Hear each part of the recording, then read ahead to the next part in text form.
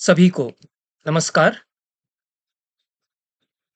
YouTube के इस channel पर पिछले कुछ दिनों में मैंने महाभारत की कतिपय बहुत ही रोचक कथाओं की चर्चा की है। पिछले 2 दिनों में मैंने मृत्यु की मृत्यु के जन्म की करुण कथा और मृत्यु का संवाद, गौतमी, अर्जुनक नामक लुब्धक तथा काल और एक सर्प से इन 2 कथाओं की चर्चा की है। उसके पहले गृध्र गोमायु संवाद या गृध्र जंबुक संवाद नाम से एक संवाद कथा, उसकी चर्चा मैंने की है। अत्यंत ही रोचक ये सारी कथाएं हैं और कहीं करुणा का अजस्र प्रवाह है, कहीं पर व्यंग्य की तलखी है, हास्य है, चुटकी है, तीखा प्रहार भी है मनुष्य के व्यवहार पर, जो ज्ञानी बनते हैं ऐसे पंडितों के व्यवहार पर एक शांति पर्व में कुछ अनोखी कथा मुझे मिली। यह मुझे उल्लेखनीय इसलिए लगी कि जो लोक कथाएं हैं महाभारत काल में, वे पहले से चली आ रही है जन समाज में। वे लोक कथाएं भी महाभारत में थोड़े से संस्कार के साथ आ गई हैं और यह एक कृतघ्न ब्राह्मण की कथा है। बहुत ही जीवन के उतार चढ़ाव वाली, नाना घटना प्रसंगों से भरी हुई यह कथा है। आश्चर्य लोग भी यह कथा हमारे सामने खोलती है, जैसा कि लोक कथाओं में होता है। पर इसको पढ़ते हुए लोक कथाओं के ताने वाने कैसे नृतत्व शास्त्रीय या समाज शास्त्रीय अध्ययन के लिए सामग्री देते हैं और मूल रूप में कैसे वे समाज के आद्य रूप को खोलते हैं हमारे सामने, यह भी मुझे लगा। इसलिए हमारे समाज, आद्य समाज की एक झलक जो महाभारत काल में या उसके कुछ पहले रहा होगा, उसकी एक झलक हमें इस कथा में मिलती है। कृतघ्न गौतम और दस्यु की कथा यह है। पुणे संस्करण में अध्याय 162 से यह कथा प्रारंभ होती है। 167वें अध्याय तक इस संस्करण में यह कथा चलती है। 6 अध्यायों तक विस्तारित है। कितना विस्तार इसका है, इससे जाना जा सकता है। गीता प्रेस गोरखपुर के संस्करण में यह कथा शांति पर्व में ही 168वें अध्याय से आरंभ होती है, 6 अध्यायों में विस्तारित है, 173वें अध्याय पर जाकर के समाप्त होती है।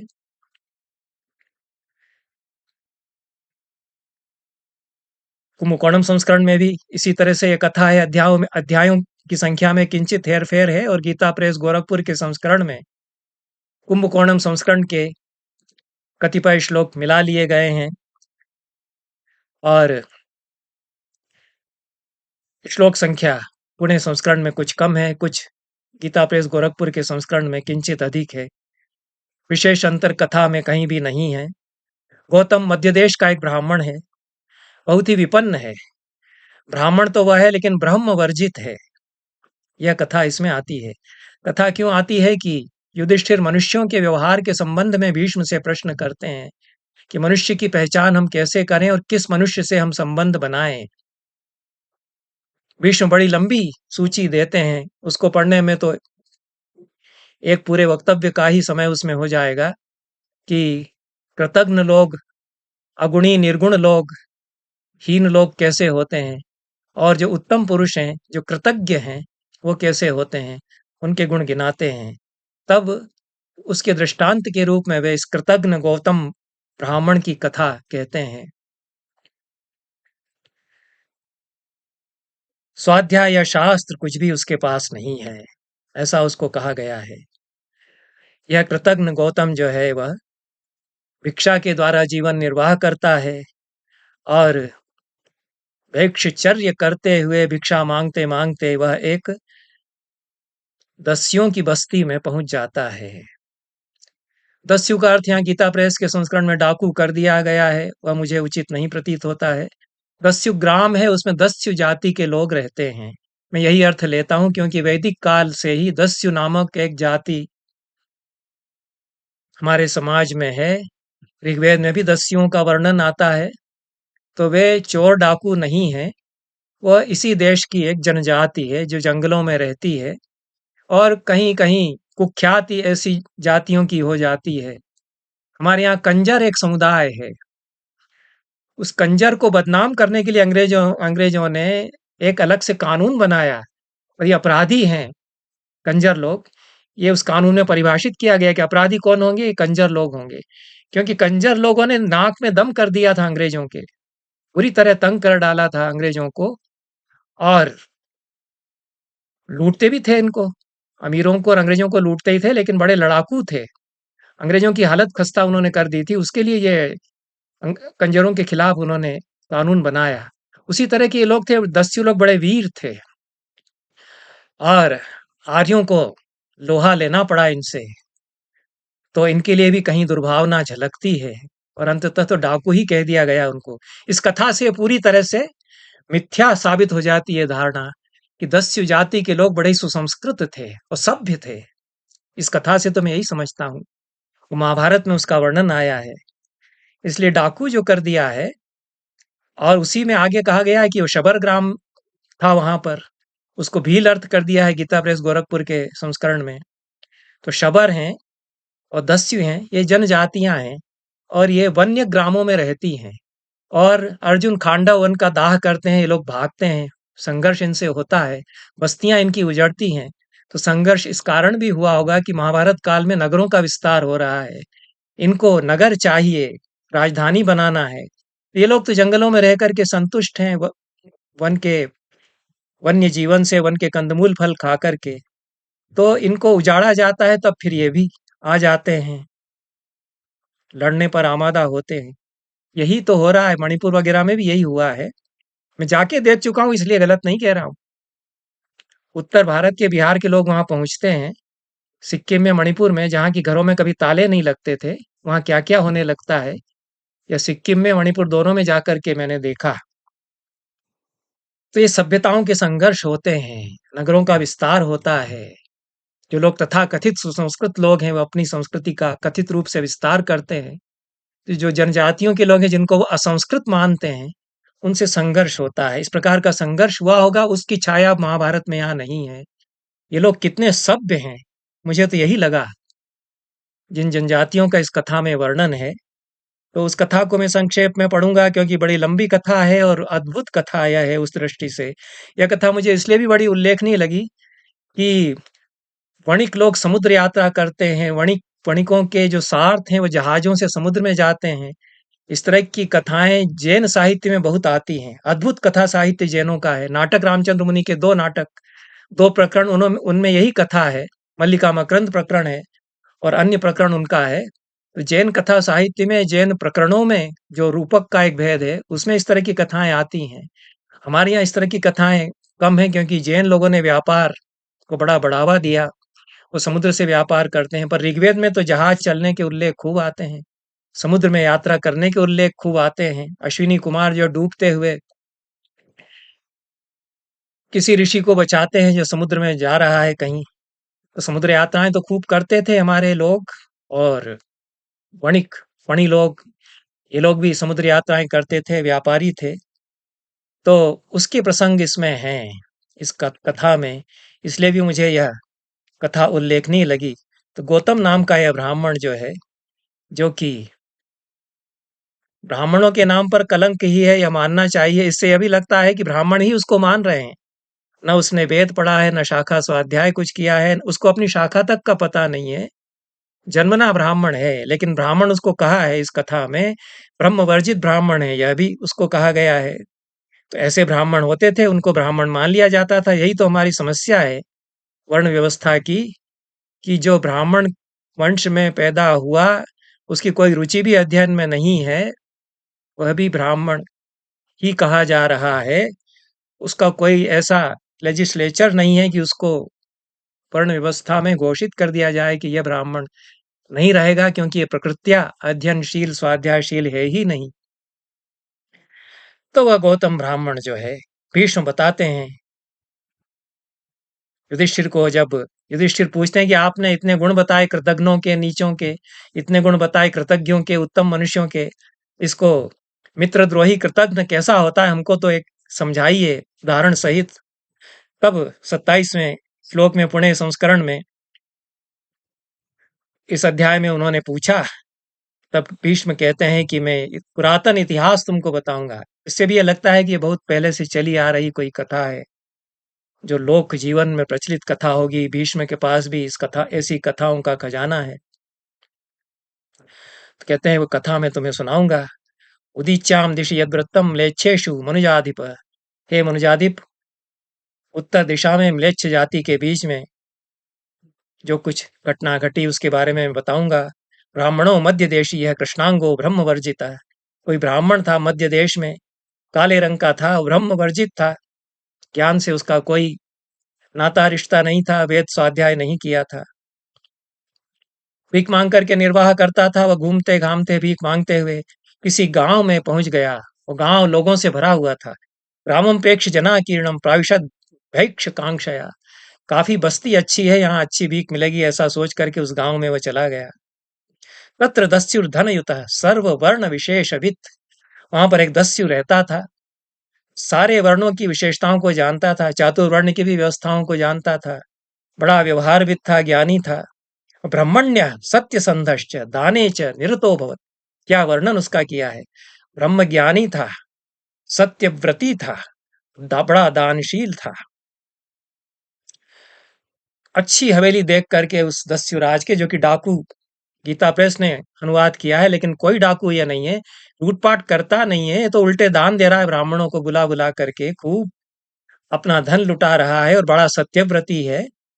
तो उसकी हवेली पर जाकर के ये ब्राह्मण देवता, कथित ब्राह्मण देवता गौतम पहुंच गए। भिक्षा उन्होंने मांगी और भिक्षा मांगते हुए लगा कि यहाँ तो अच्छी भीख मिल रही है।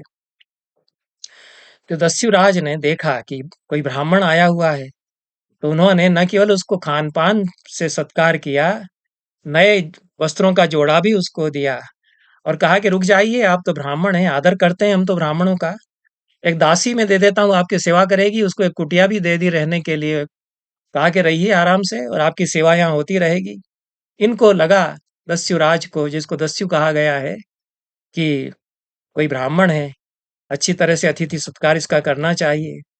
उस दासी के साथ में रमण करने लगे। ब्राह्मण महाराज आनंद से रहने लगे, कुछ करना नहीं है, निठल्ले बैठे हैं, खान पान मिल रहा है। तत्रावसत सोर्थ वर्षा समृद्धे शबरालय। कह दिया कि वर्षा ऋतु बीत जाए तब तक तो रहेंगे यहाँ पर, चतुर्मास कर लेंगे हम।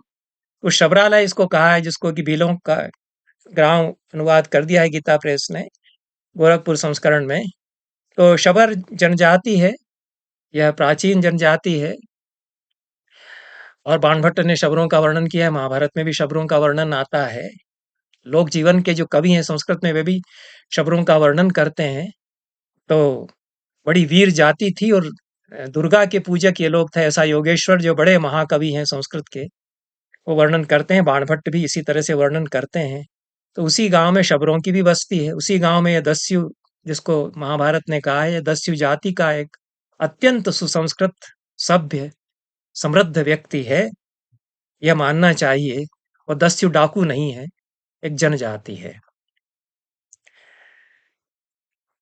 अब ये रहने लगा। अब उन दस्युओं के बीच में, शबरों की बस्ती में रहते रहते, अभी तक तो भिक्षचर्य करता था, लेकिन देखा कि ये लोग तो बड़े आराम से रह रहे हैं, शिकार करते हैं, धनुष बाण अच्छा चलाते हैं। वो भी धनुष बाण का अभ्यास करने लगा।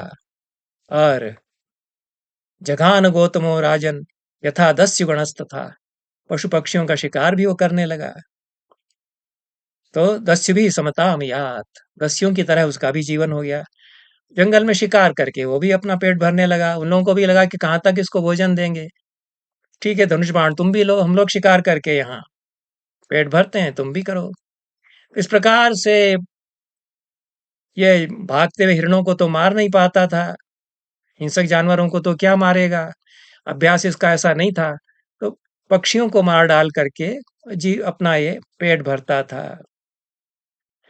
इस तरह से इसने कुछ महीने बिता दिए। उसी के गांव का एक दूसरा ब्राह्मण, बड़ा स्वाध्याय संपन्न, तेजस्वी, अपरोदिजस्तम देशम आगमत जटी चीरा जिन धर स्वाध्याय परमा शुचि। कोई बड़ा पवित्र ब्राह्मण, वह भी घूमता घामता उसी गांव तक आ पहुंचा। अब इसने पहचान लिया, जो दूसरा ब्राह्मण था, ये तो बड़ा विनीत नीताहार ब्राह्मण निवेद पारग था, ऐसा कहा है 39वें श्लोक में इसमें। और उसका सब ब्रह्मचारी था ये, उसका क्लास फेल हो रहा था, मतलब ये पढ़ नहीं पाया, नालायक गौतम जो है। सतीर्थ थे ये लोग, एक ही आश्रम में पढ़े हुए थे, पढ़ने को तो भेजा गया इसको, लेकिन कुछ पढ़ नहीं पाया और पढ़ाई छोड़ करके भिक्षा मांग करके ये अपना निर्वाह करता था गौतम। उसका ये सब ब्रह्मचारी था। अब इसने पहचान लिया, इसने देखा कि हमारा तो मित्र मिल गया यहाँ, हमारे साथ ये पड़ा हुआ है। तो अब वो ढूंढने लगा कि ये यहाँ तो सब शूद्र जाति के लोग रहते हैं, म्लेच्छ लोग हैं, दस्यु जाति के लोग हैं, शबर जाति के लोग हैं, किसी विप्र का घर मिल जाए इस गांव में तो मैं इस गांव में रहूं। तो तब तक इसने गौतम को देख लिया। सतु विप्र ग्रहान्वेषी शूद्रान्न परिवर्जक ग्रामे दस्यु जनाकीर्णे विचरत सर्वतो दिशम। उस सारे गांव में भटकता रहा दर दर कि यहाँ कहाँ मैं टिकूंगा, यहाँ पर आ तो गया, लेकिन तब तक उसने गौतम को देखा, पहचान लिया, ये तो गौतम है, हमारा मित्र रहा है। मिले दोनों मित्र, और उसने देखा कि ये तो जंगल से चला आ रहा है और धनुष इसके हाथ में है और मांस में लिपटा हुआ है इसका शरीर, किसी पक्षी अक्षी को जो मारा है, अपने घर की तरफ जा रहा है। पहचान लिया, लेकिन उसको देख करके इसको बड़ा धक्का लगा कि क्या है इसने किया, हमारा मित्र था ये। तो उसने कहा कि भैया गौतम, तुमने ऐसा क्या किया ये? किमिदम कुरुषे मोढ्यात् विप्रस्त्वं हि कुलोद्गता। अच्छे कुल में उत्पन्न तुम ब्राह्मण हो, मूर्खतावश तुमने ये क्या कर डाला अपने जीवन का? मध्य देश परिज्ञातो दस्यु भावम गतः कथम। मध्य देश में तुम हमारे साथ रहे और दस्यु कैसे बन गए यहाँ करके? यहाँ भी दस्यु शब्द का प्रयोग चोरी डकैती के अर्थ में नहीं कर रहा है, ये भी जो मित्र है उसका ज्ञानी मित्र है। दस्यु जाति के लोगों जैसा तुम्हारा जीवन शिकार विकार करने का कैसे हो गया, इस अर्थ में कर रहा है। पूर्वान स्मर द्विजान अग्रयांस्तान प्रख्यातान वेद पारगान। याद करो कि कैसे कुल में तुम उत्पन्न हुए हो, ज्ञानी विप्रों के कुल में, और उन श्रेष्ठ ब्राह्मणों का स्मरण करो। येषाम वंशे विजातस्तम ईदृशा कुल पांसना। उनके वंश में तुम्हारे जैसा कुल कलंकी पैदा हो गया, इसको समझो। उसको अच्छी लताड़ देने लगा। लंबा संवाद यह है, मैं छोड़ूंगा इसको, लेकिन श्लोक बहुत अच्छे हैं। गौतम अपनी व्यथा बताता है कि क्या करूं भैया, मैं निर्धन था, कुछ कर नहीं पाया, तुम्हारी तरह तो मैं हो नहीं सका। यह कहता है कि मैं तो निर्धन हूं, लेकिन मैं इस तरह का काम नहीं करता। ठीक है। तो ये कहता है कि ठीक है, अब तुम ये जीवन छोड़ो, इस गांव को छोड़ कर के मेरे साथ चले चलो, तुम्हारे लिए भी मैं कुछ व्यवस्था करूंगा। तो ये द्विजोत्तम जो इसका मित्र था, गौतम जो उस दस्युवृत्ति करने वाला ब्राह्मण है, उसके साथ रात भर रहा। फिर सुबह कहा कि चलो हमारे साथ। चलते चलते ये लोग समुद्र के किनारे पहुंचे। समुद्र किनारे इन्होंने देखा कि सार्थ फैला हुआ है, तरह तरह के वाहन हैं, जहाज तैयार हैं यात्रा करने के लिए, वणिक लोग हैं, उन्होंने पड़ाव डाल रखा है, पास की गुफा में उन्होंने डेरा डाल रखा है। गिरी गह्वर में सार्थ की बस्ती थी वहां पर। उसके साथ ये रुक गए कि मनुष्य लोग यहाँ हैं और व्यापारी लोग हैं, इनके साथ सुरक्षित हम रहेंगे, लेकिन आसपास बड़ा घना जंगल है, समुद्र है एक तरफ जंगल है। रात को जंगली हाथियों ने हमला कर दिया। ये अगले अध्याय में यह प्रसंग आता है। यह मैं 162वां अध्याय पढ़ चुका हूँ, 163वां अध्याय पुणे संस्करण का, उसमें यह प्रसंग है कि दोनों मित्र समुद्र किनारे तक पहुंचे और उस सार्थ के साथ रुक गए, जैसा दमयंती के साथ हुआ कि वह भी सार्थ को सुरक्षित मान करके उसके साथ चल पड़ी, और रात्रि में जंगली हाथियों ने उस पर हमला कर दिया, दमयंती बच गई। उसी तरह से जंगली हाथियों ने इस सार्थ पर हमला कर दिया, रोंद डाला। अब यह सौभाग्य कहो कि दुर्भाग्य कहो, यही गौतम बच गया, उसमें बाकी लोगों का क्या हुआ कुछ पता नहीं। एकाकी व्यद्रवत तत्र वने किम पुरुषो यथा। अपने मित्र का भी ख्याल भूल करके ये गौतम जो है जान बचा करके भागा, किम पुरुष की तरह, कायर की तरह भागा वहां से। सपंथानमथासाद्य समुद्राभिसरम तदा आससाद वनम रम्यम महत पुष्पित पादपम। अब वह भागता भागता किसी दूसरे ऐसे स्थान पर पहुंचा जहां अत्यंत ही रमणीय वन था। खूब सुंदर फूल खिल रहे थे। यहाँ पर बड़ा ही सुंदर वर्णन आया है वन का, रमणीय वन का। अच्छे श्लोक हैं, महाभारत की कविता भी बड़ी सुंदर है। सरवर तु कई सरवर तु कई राम्रवनई पुष्पितैरुपशोभितम। सारी ऋतुओं में फलने वाले आम के वन वहां लगे हुए थे, पुष्पित पादप थे। नंदनोद्देश्य सदृशम यक्ष किन्नर सेवितम। नंदनों के वन, नंदन वन की तरह से वह था। यक्ष और किन्नर भी वहां विचरण कर रहे थे। यक्ष भी एक जाति है, किन्नर भी एक जाति है। उस जाति के लोग वहां घूम रहे थे। चाल ताल धवाश्वत्व त्वगा त्वचा गुरु वनैस्तथा। चाल ताल धव जो टीकूट होता है, अश्वत्थ, पीपल, अगरु, इनके वन फैले हुए थे। चंदन के पेड़ खूब खूब सारे लगे हुए थे। पहाड़ थे, पहाड़ों की चोटियां दूर दूर तक ऊंची दिखाई पड़ रही थी। पक्षी कूज रहे थे। और वहीं पर जो चमत्कार इसमें है, ये भारुंड पक्षी का वर्णन आता है। यह प्राचीन कथाओं में भारुंड पक्षी का उल्लेख आता है। बहुत ही रोचक प्रसंग है। जो जिन नाटकों का मैंने उल्लेख किया उसमें भारुंड पक्षी आता है। बड़ा विशालकाय पक्षी है। अब मुझे इस कथा को पढ़ते हुए लगा कि वास्तव में ये पक्षी नहीं है, ये भी एक मनुष्यों की जाति है। जिसको बकासुर कहा है, उसको बक कहा है, लेकिन वह भी एक जाति है। बक वंश उनका है। कश्यप जिसको कहा है, कहीं उनका कछुए के रूप में वर्णन कर देते हैं, कश्यप ऋषि की संतान है, वो भी इसमें आएंगी। तो ये सब मनुष्य जाति के लोग हैं और उनके टोटेम या गणचिन्ह हैं बक, कच्छप, कछुआ, कश्यप आदि। और भारुंड सदृश इनका व्यवहार है। बड़े विशालकाय डील-डोल वाले ये लोग हैं, बड़े फुर्तीले लोग हैं। उसकी तरह से उछाल भरते हैं, कदाचित इसलिए भारुंड कह दिया है। इस भारुंड को लेकर के बड़ी रोचक कथाएं आती हैं। प्राचीन कथा साहित्य में हमारे जो लोक कथाएं हैं, तो भारुंड पक्षी को उसने देखा। स्वर्गीय दृश्य प्रदेश वह था और बड़ा विशाल न्यग्रोध का पेड़ था, वटवृक्ष था। परिमांडल्य उसका बड़ा, घेरा उसका बहुत बड़ा था। दूर दूर तक उसकी शाखाएं जो तने बन गए थे वो फैली हुई थी। वहां पर इसने भारुंड पक्षी को देखा और प्रसन्न हो गया कि ये तो अच्छी जगह हम आ गए। मेध्यम सुरग्रह प्रख्यम पुष्पितैः पादपैः पादपैर्वृतम। देवताओं की बस्ती जैसा यह स्थान था और सुंदर हवा बहती हुई उसके बदन को छू रही थी। लादयन सर्वगात्राणि गौतमस्य तदा नृप। उसके अंग अंग को छूती हुई आनंदित उसको कर रही थी। और सो गया वहां पेड़ के नीचे सुखपूर्वक, थक गया था बहुत। ततोस्तम भास्करे याते संध्या काल उपस्थिते आज गाम स्वभवनम ब्रह्मलोकात खगोत्तमः। जहां पर वो सो गया था वह खगोत्तम का डेरा था। यह भी एक पक्षी है, बकराज उसको कहा गया है। मुझे तो लगता है कि यह जिनका राक्षसों के रूप में वर्णन है, कहीं जिनका पक्षियों के रूप में वर्णन है, ये सब जनजाति के लोग हैं। तो ये नाड़ी जंग नाम का खगोत्तम पक, पक जनजाति का कोई था। बकासुर जिसको भीमसेन ने मारा था वह भी तो मनुष्य जैसा ही है। बकासुर उसको कहा है, कहीं बक की तरह वर्णन कर दिया है, बगुले की तरह है। तो नाड़ी जंग नाम का बकराज वहां आ गया और उसका भी सुंदर वर्णन किया है। महाप्राज्ञ कश्यपस्यात्म संभव। महाप्राज्ञ था, बड़ा प्रज्ञावान था और कश्यप ऋषि की संतान वह था, ऐसा कहा है। तो बगुला तो नहीं हम उसको मामूली मानेंगे।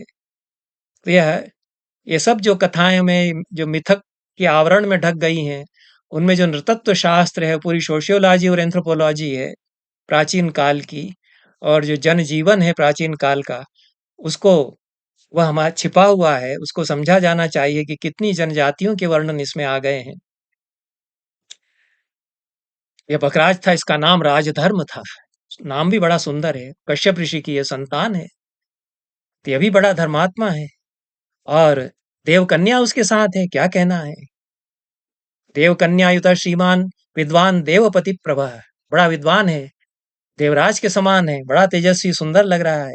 मृष्ट हाटक संछन्नो, चमकते हुए सोने के गहने पहने हुए। भूषणी रर्क सन्निभई, सूरज की तरह चमचमाते गहने उसने पहन रखे हैं। कैसे पक्षी इसको मानेंगे।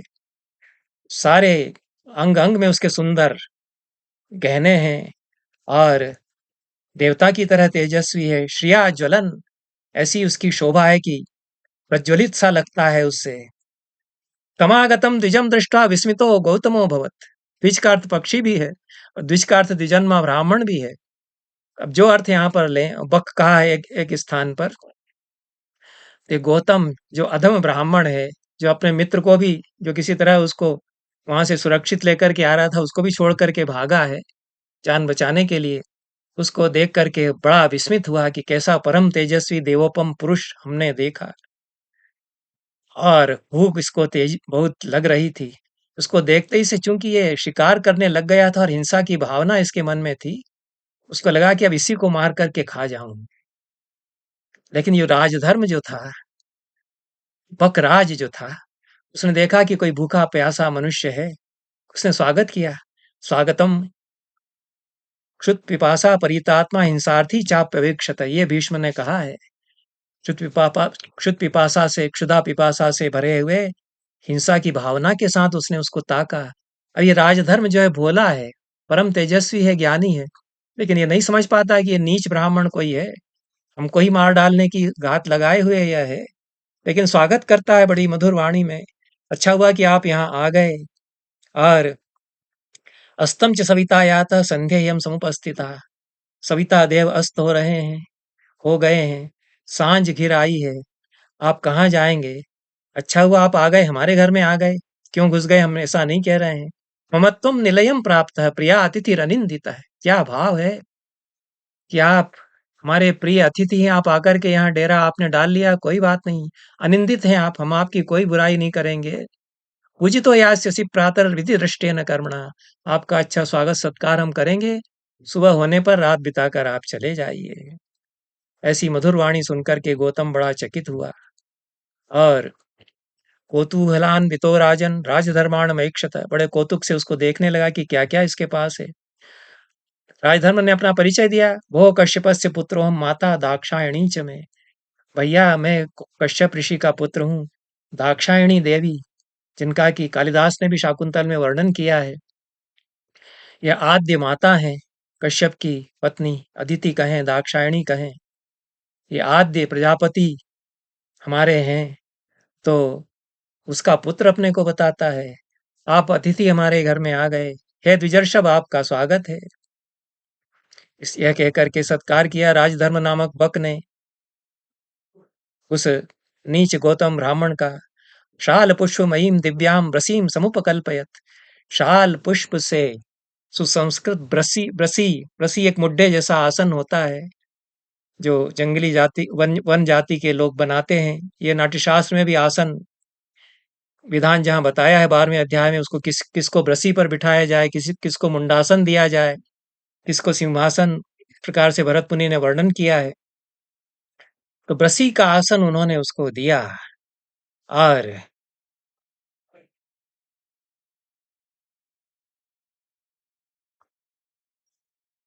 अच्छी मछली पका करके उसने यहाँ पर खिलाई। समुद्र के किनारे ये लोग रह रहे हैं, मत्स्य का भोजन करते हैं। ब्राह्मणों में भी मत्स्य भोजन निषिद्ध नहीं माना गया है, जो मिथिला के हैं, समुद्र किनारे जो विप्र निवास करते हैं। तो इसने समझा कि विप्र हैं लेकिन मत्स्य भोजन तो कर ही लेंगे। अब बगुला इसको इसलिए कह दिया गया है कि ये मछली मारने में बड़ा निपुण है। ये जनजाति के लोग, ये भी द्विज हैं और विप्र ही हैं और कश्यप ऋषि की संतान है, पर मत्स्य इनका भोजन है। तो इनको कहीं कहीं कथाओं में बक भी कह दिया गया है। कितनी आसानी से पकड़ लेते हैं मछलियों को बक की तरह, इसलिए बक इनके लिए व्यवहार होने लगा होगा कथाओं में। लेकिन ये बड़ी बड़ी मछलियां उठा करके वो ले आया, उसके लिए पका करके उसने सजा दी सामने कि खाइए आप, वाह। तो इस तरह से अच्छी आग जलाकर उसने पकाई मछलियां। वह्निम चापि सुसंदीप्तम मीनांशैव सुपीवरान, सद गौतमायातिथे निवेदयत काश्यप, अच्छी मोटी मोटी सुपुष्ट मछलियां ला करके, आग जला करके, पका करके उस गौतम ब्राह्मण के सामने उसने पका करके रख दी। और भुक्तवंतम च तम विप्रम प्रीतात्मानं महामनाः क्लमापनयनार्थम स पक्षाभ्याम अभ्यविजयत, जब भोजन खूब छक करके उस ब्राह्मण ने कर लिया, ऊँघने लगा, तो उसकी थकान मिटाने के लिए पक्ष से, पक्ष पंखे के लिए भी हो सकता है, और ये चूंकि बक के रूप में वर्णन है तो अपने पंखों से ही उसको व्यजन डुलाने लगा, पंखा करने लगा। और फिर पूछा उसने कि कहाँ के आप विप्र हैं, गोत्र आपका क्या है? अब गौतम तो कुछ बता नहीं सकता था, उसको गोत्र शाखा कुछ पता नहीं थी। उसने यही कहा कि बस मैं ब्राह्मण हूँ, गौतम हूँ, इतना ही कह के रुक गया। इन्होंने भोले थे, इन्होंने समझा कि भाई थके हुए हैं इसलिए आगे नहीं बोल रहे हैं तो ठीक है, सो जाइए। तस्मै पर्णमयम दिव्यम दिव्य पुष्पादि वासितम गंधाढ़ शयनम प्रादात स शिष्ये तत्र वही सुखम। बहुत सुगंधित शयन शैया उसके लिए उन्होंने बिछा बिछा दी, दिव्य पुष्पों से जो अधिवासित थी। और ये लोग सो गया। बातचीत दोनों करने लगे। गौतम बताने लगा कि मैं तो दरिद्र ब्राह्मण हूँ और धन कमाने के लिए मुझे लगा कि समुद्र की तरफ चला जाऊं, व्यापार जो लोग करते हैं वणिक, उनके साथ कुछ व्यापार ही कर लूंगा। काश्यप ने कहा कि ठीक है भाई, यदि तुम्हारा व्यापार ही करने का मन है तो तुम्हें बहुत अच्छा पता देता हूँ। तम काश्यपो अब्रवीत प्रीतो नोत्कंठाम कर्तुमर्हसि कृतकार्यो द्विजश्रेष्ठ सद्रव्यो यास्यसे ग्रहान। आप हमारे यहाँ आ गए, आप दरिद्र हैं, धन कमाना चाहते हैं तो उसका भी उपाय हम आपके लिए कर देंगे। उत्कंठित मत होइए, मैं आपको बताऊंगा कि क्या आपको करना है। और बृहस्पति का अर्थशास्त्र यहाँ उद्धृत करता है। महाभारत में तो बृहस्पति का अर्थशास्त्र है, मनु का मनुस्मृति आई नहीं है, कौटिल्य का अर्थशास्त्र आया नहीं है। बृहस्पति के अर्थशास्त्र के कई प्रकरण महाभारत में हैं। तो वो बताता है कि किससे कौन मित्र है, किससे द्रव्य लेना चाहिए, यह सब बताता है। वो कहता है कि मैं तुम्हारा मित्र हूँ, तुम्हारे लिए मैं व्यापार की द्रव्य की भी व्यवस्था करूंगा। अब सो जाओ, सुबह जाओगे तो हम तुम्हारे लिए व्यवस्था कर देंगे। सुबह होने पर उसने रास्ता बताया। इतस्त्रियोजनम गत्वा राक्षसाधिपतिर महान। यहाँ से 3 योजन चलते जाओ, इस दिशा में राक्षस राज रहते हैं। विरूपाक्ष इति ख्याता सखा मम महाबला। महाबली विरूपाक्ष हैं, मेरे परम मित्र हैं, उनके पास चले जाओ। कहना है कि राजधर्म नामक बकराज ने भेजा है, सब काम तुम्हारा हो जाएगा। मैं तो इतना पैसा तुम्हें नहीं दे सकता, लेकिन वो कर देंगे व्यवस्था तुम्हारे लिए। कामान अभीप्सितांस्तु तुभ्यम दाता नास्त्यत्र संशय। तुम्हारे अभीष्ट काम तुम्हें प्रदान कर देंगे वे। चले जाओ उनके पास। यह सुनकर के गौतम की थकान दूर हो गई कि अब तो अच्छा हमारे लिए इंतजाम हो गया, व्यवस्था हो गई। उन्होंने कुछ फल भी इनके साथ रख दिए। तो फलान्य अमृत कल्पानी भक्षयन से यथेष्टता। अमृत कल्प फल खाते हुए वे राक्षस राज जो थे विरूपाक्ष उसकी बस्ती की तरफ चल दिए। ये भी राक्षस नहीं है, ये भी परम सभ्य सुसंस्कृत मनुष्य है, यह ध्यान रखना चाहिए। इस कथा में बिल्कुल यही है। महाभारत में आकर के जनजातियां बदल गई हैं कुछ, जो रामायण काल में रही भी होंगी। वानर जाति के मनुष्य हैं और राक्षस भी उसमें आते ही हैं, असुर हैं, दस्यु हैं, पणि हैं। तो इन जनजातियों का कहीं अतिशयोक्तिपूर्ण वर्णन है, भयंकर रूप में वर्णन है, लेकिन वे सब अतिशयोक्तियां हैं। कई बार तो लगता है कि अत्यंत सीधे साधे मनुष्य ये हुआ करते थे, जिनको कि उजाड़ भी दिया गया है, जनजाति के लोग थे। तो वह कहता है कि वो विरूपाक्ष नामक राक्षस राज के पास कहाँ कहाँ से होते हुए जाओगे, ये रास्ता है। यहाँ फिर वन का सुंदर वर्णन आया है। चंदन और अगुरु के पेड़ हैं, अमृत कल्प फलों से लदे हुए पेड़ हैं। और चलते चलते वह मेरु व्रजम नाम नगरम शैल तोरणम, मेरु व्रज नाम के नगर में वह पहुंच गया। ये गिरिग्राम है वास्तव में, क्योंकि आसपास पहाड़ है, उनके बीच में ये बस्ती है जिसमें कि राक्षस राज विरूपाक्ष रहता है। तो शैलों के ही तोरण हैं, और शैलों से ही दुर्ग भी वहां बन गया है, ऐसा वर्णन इसमें किया गया है। तो वहां ये पहुंच गया। वहां पहुंच करके राक्षस राज विरूपाक्ष से मिला, बताया कि मुझे राजधर्म नामक बकराज ने भेजा है आपके पास। प्रसन्न हो गए विरूपाक्ष राक्षस राज कि हमारे प्रिय मित्र ने तुम्हें भेजा है, आओ आओ। और दूर से ही अपने सेवकों को भेजा कि लेवा लाओ, ब्राह्मण देवता पधारे हैं। ततः स राक्षसेन्द्र स्वान प्रेष्ठया नाह युधिष्ठिर गौतमो नगर द्वारा शीघ्र मानीयतामिति। गौतम ब्राह्मण इस नगर के द्वार पर हैं, उनको शीघ्र लेकर के आओ। और दरवाजे पर जो तोरण था उस पर राजपुरुष राक्षस राज विरूपाक्ष के आ गए, ततः पुरवरात् तस्मात् पुरुषाः श्वेतवेष्टनाः गौतमेत्यभिभाषन्तः पुरद्वारमुपागमन्। सफेद वस्त्र पहने हुए विरूपाक्ष राक्षस राज के अनुचर वहां द्वार तक आए। आदर पूर्वक उन्होंने कहा कि कौन है गौतम, आप हैं, चलिए, हमारे राजा साहब आपको बुला रहे हैं। इस प्रकार से जल्दी आइए, जल्दी आइए। वो तो बहुत प्रसन्न होकर के स्मरण आपका कर रहे हैं। जैसे ही उनको द्वार से ही किसी ने आकर के दौड़ करके खबर दी कि आपके मित्र राजधर्म बकराज के द्वारा भेजे हुए कोई अतिथि हैं, तो उन्होंने फिर से दुड़वाए, अपने लोगों को दुड़वा करके भेजा कि जल्दी लेकर के आओ। इतने उत्सुक हुए, हमारे मित्र ने किसी को भेजा है, अतिथि को। इस प्रकार से उन्होंने भी बड़ा स्वागत किया। कितने सुसभ्य सुसंस्कृत लोग ये हैं। बक जाति के लोग या राक्षस लोग वहां के रह रहे हैं, जंगल के बीच में बस्ती उनकी है, पहाड़ों से घिरी हुई। इस प्रकार से वर्णन इसमें आता है। तैरैव सहितो राज्ञो वेश्मतूर्णमुपाद्रवत् दर्शनम राक्षसेन्द्रस्य कांक्षमाणो द्विजस्तदा। उसके उन अनुचरों के साथ में राजा के भवन में जल्दी जल्दी वह चल पड़ा। राक्षसेंद्र के दर्शन के लिए बड़ी त्वरा उसको भी थी। 164वां अध्याय पुणे संस्करण का यहाँ समाप्त होता है। 165वें अध्याय में वो पहुंचा। अच्छे आसन पर बिठाया राक्षस राज विरूपाक्ष ने उसको। पृष्ठश्च गोत्र चरणम स्वाध्यायम ब्रह्मचारिकम न तत्र व्याजहारादन्यत गोत्र मात्रा धृते द्विजः। ये भी विद्वान है विरूपाक्ष राक्षस राज जो है। किस गोत्र के हैं, चरण क्या है आपका? ये चरण तो बड़ा इंस्टीट्यूशन था। वासुदेव शरण अग्रवाल कहते हैं कि ये प्राचीन विद्यापीठ है चरण। इसी रूप में चरणों का वर्णन भी आता है कि एक शाखा विशेष का स्वाध्याय करने वाले विप्रों का जो समुदाय है, जो स्वाध्याय करने के लिए एकत्र होते हैं, वह चरण है। कौन सा चरण आपका है, किस गोत्र के हैं, स्वाध्याय कहाँ हुआ, ब्रह्मचर्य कहाँ किया, ये सब पूछता है विरूपाक्ष।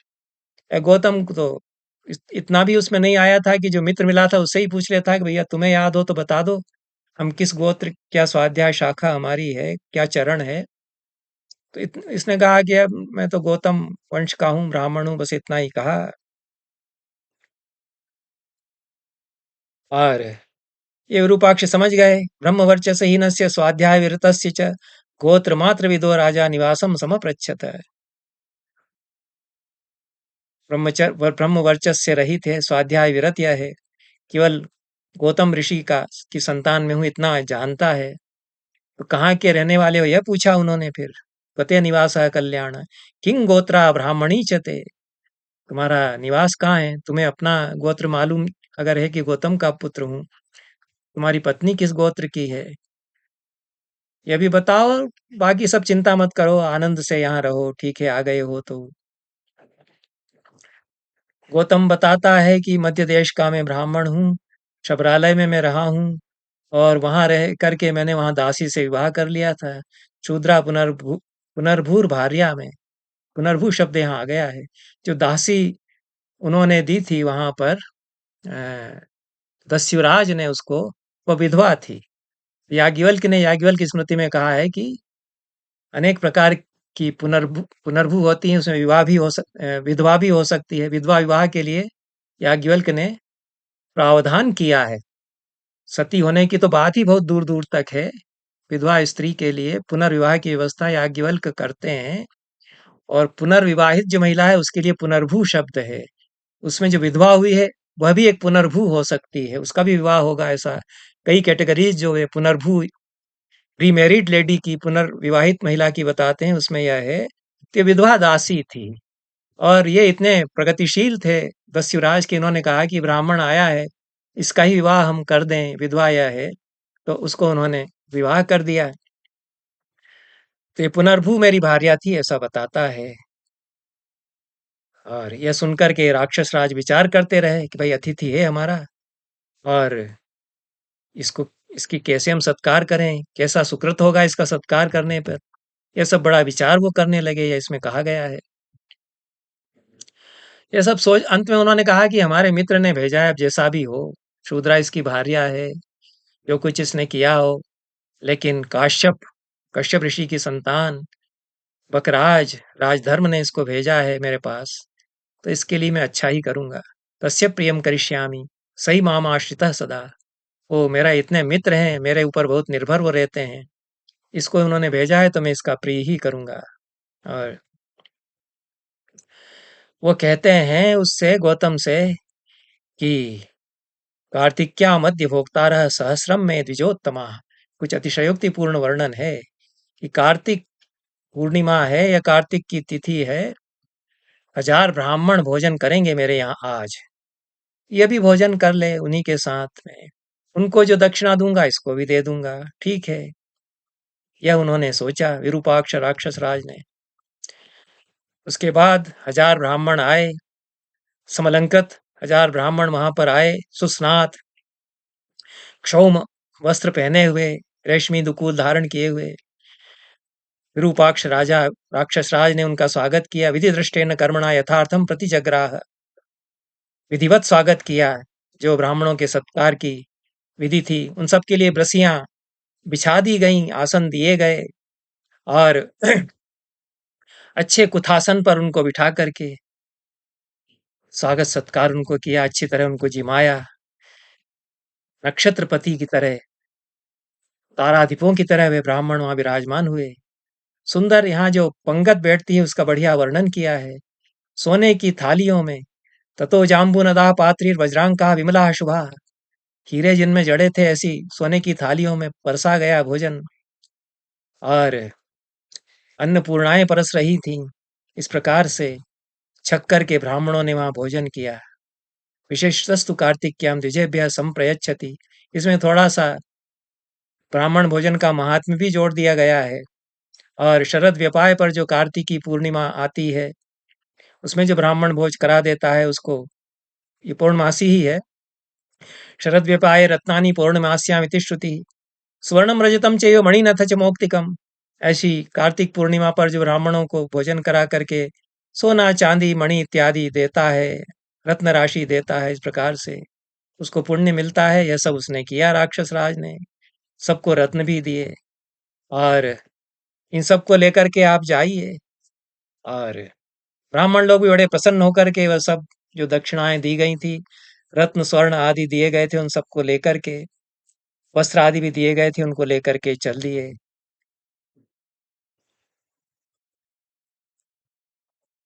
जब जाने लगे तो राक्षस राज ने रोक करके कहा कि आप लोग चाहें तो रुक जाइए, एक दिन और रुक जाइए। प्रमोदध्वम इष्ट तो यात माँ चिरम। आनंद करिए हमारे यहाँ रह करके, कोई जल्दी नहीं है। पर वो ब्राह्मण लोग चल दिए। डर, थोड़ा डर तो रहता ही है ब्राह्मणों को, ज्यादा रुकेंगे पता नहीं क्या होगा, राक्षस राज हैं ये। तो उसकी बात सुनकर भी वे चल दिए। और ये गौतम भी, सोना इसको खूब मिल गया था, स्वर्ण का भार लेकर के वह भी चल पड़ा। ये लोग चल पड़े, हमारे लिए भी बुद्धिमत्ता यही होगी कि हम भी अब चल पड़े हैं। इस प्रकार से उसका विशेष रूप से सत्कार किया राक्षस राज। और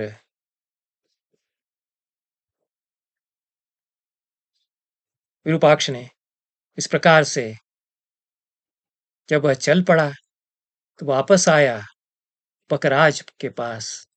जो राजधर्म नामक पकराज थे उनके पास आया और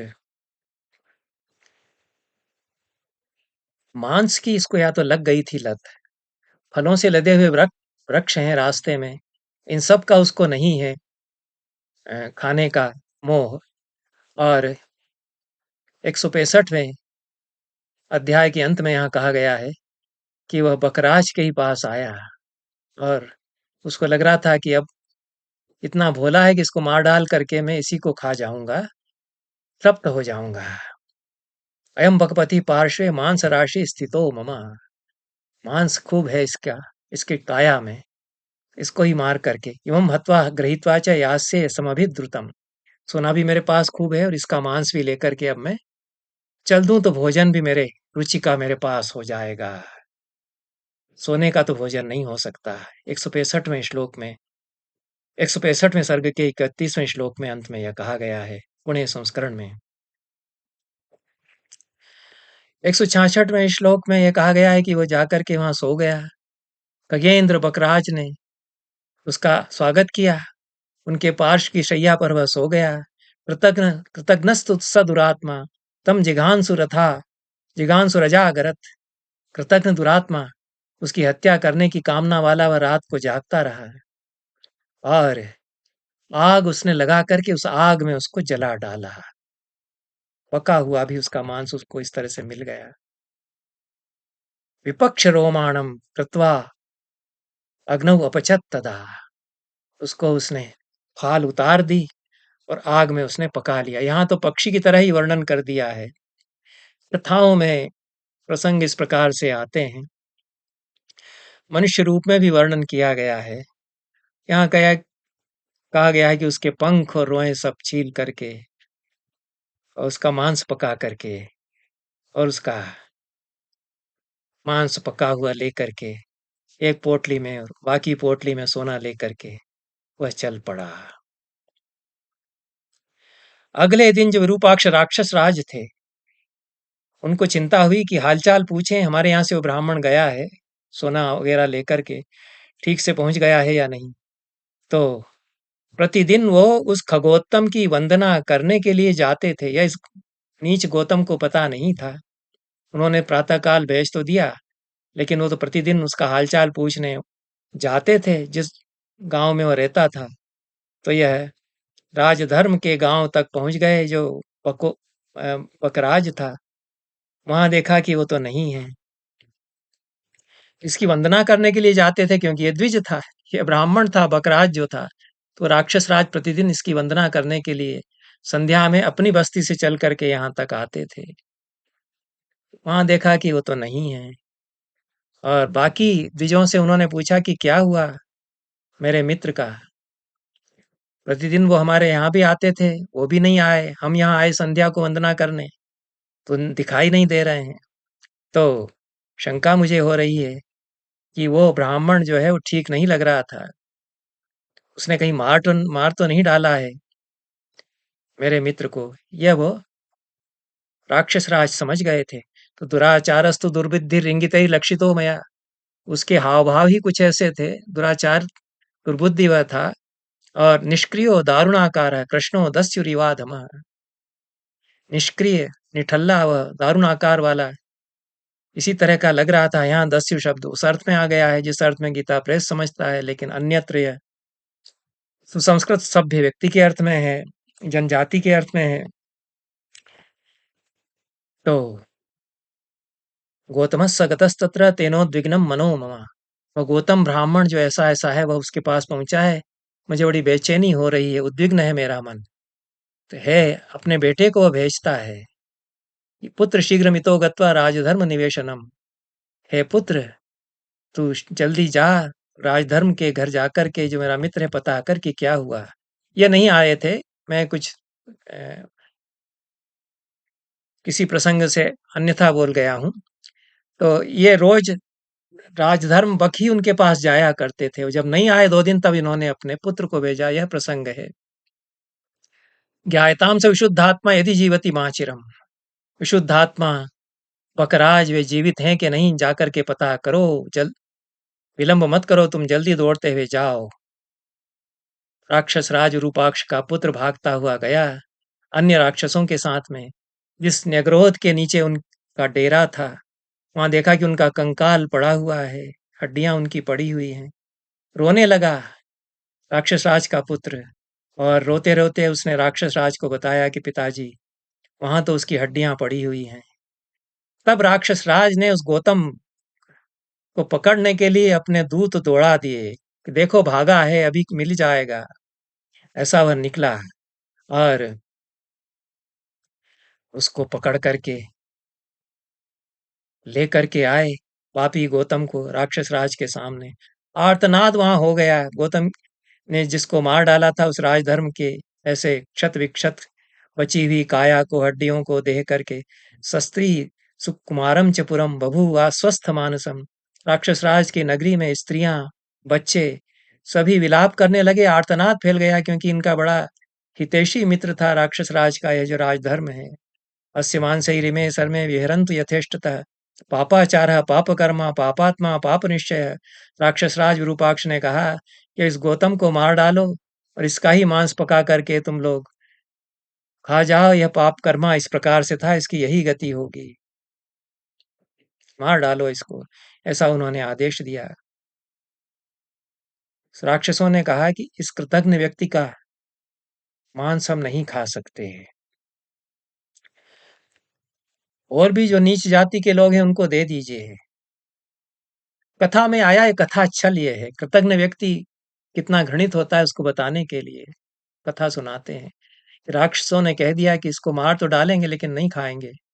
दस्युओं को बुला करके कहा कि इसको तुम लोग ले जाओ। दस्युओं ने कहा कि हमको मत दीजिए इसका मांस। दस्यवश्चापि नैच्छन्त तमत्तुम पापकारिणम, ऐसे पापी के मांस को दस्युओं ने भी मना कर दिया कि हम नहीं खाएंगे। ब्रह्मग्ने च सुरापे च चोरे भग्न व्रते तथा निष्कृतिर्विहिता राजन कृतघ्ने नास्ति निष्कृति निष्कृति। अंत में यह शिक्षाप्रद श्लोक सूक्ति यहाँ आती है।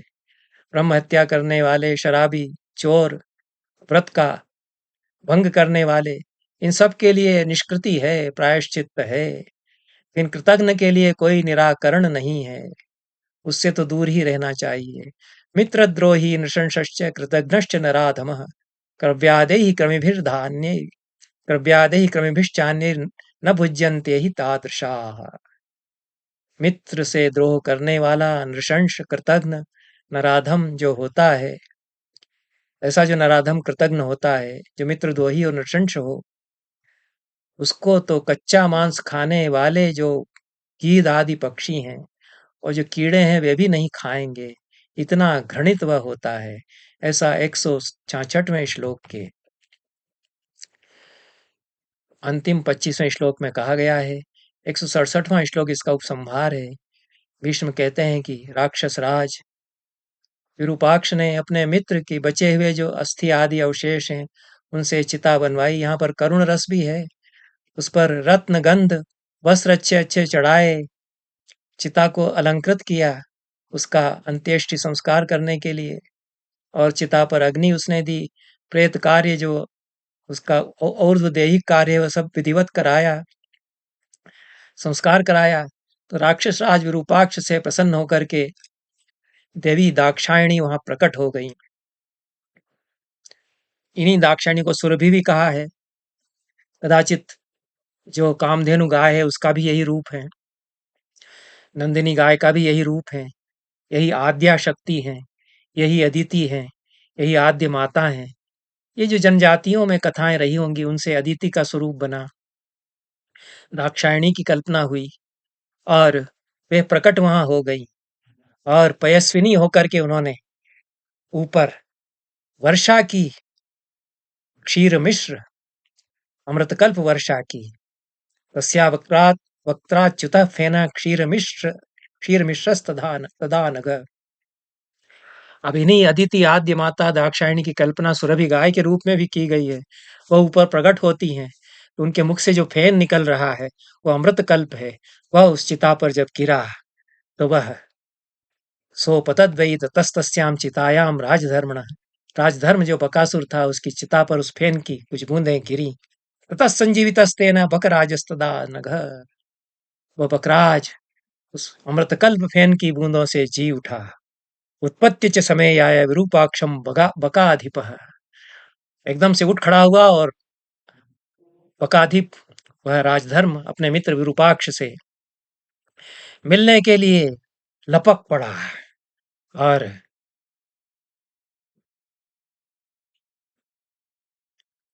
ततोभ्यया देवराजो विरूपाक्षपुरम तदा, देवराज इंद्र वहां आ गए। विरूपाक्ष से उनने कहा कि देखो तुम्हारा मित्र जीवित है, सौभाग्य की बात है, इत्यादि कथा इसमें आती है। और ये तो वास्तव में ब्राह्मण था, इसको शाप मिला था इसलिए इस योनि में यह था, इत्यादि कथाएं वहां पर इंद्र सुनाते हैं। यह कथा इसमें है। और राजधर्म भी मुक्त होकर के पुरंदर की नगरी में चले जाते हैं। इस प्रकार से ये कथा चलती है आगे जा कर के। यहाँ पर इस कथा का उपसंहार यह होता है कि जो कृतघ्न गौतम था वह भी चूंकि अमृत कल्प फेन के कुछ बिंदु उसके ऊपर गिरे थे, जिसको मार डाला था उसके शव पर, वह भी जीवित हो जाता है और उसकी तो प्रवृत्ति बदली नहीं। तो वापस वह अपने उसी दस्यु की बस्ती में जाकर के अपने शबरालय में उस दासी जो उसकी भार्या थी उसके पास ही चला जाता है और उस शूद्रा से उसके कई संतानें होती रहती हैं। इस प्रकार से कथा चलती है। ये बड़ी अनोखी कथा है, इसमें कई प्रसंग बहुत ही व्याख्यागम्य हैं और इस कथा को सुनकर के युधिष्ठिर प्रसन्न हुए, ऐसा इसमें कहा गया है। 167वें श्लोक के उपसंहार वाक्य में, क्योंकि अंतिम वाक्य इसका उपसंहार हो जाता है। तो यह कथा जो है अनेक लोक कथाएं इसमें, लोक कथाओं के अभिप्राय ही नहीं बल्कि लोक कथा इसमें आकर के और विकसित हो कर ली गई है, ऐसा प्रतीत होता है। और किस प्रकार से लोक कथाओं के ताने बाने बुने जाते हैं और बहुत सारे अभिप्राय किस प्रकार से मिथक बनते हैं, लोक कथाएं बनती हैं। कामधेनु का, नंदिनी गाय का, आद्य माता का ये जो स्वरूप है, ये जनजातियों में भी इस तरह की कथाएं हैं हमारे यहाँ की उसमें। और गाय वह भी प्रकट होती है इसमें। इस दृष्टि से यह कथा है, महाभारत में आई है। इस तरह की कथाओं का भी महाभारत एक बड़ा निधि है हमारे सामने। इस प्रसंग को यहीं पर समाप्त करते हैं। बहुत बहुत धन्यवाद। नमस्कार।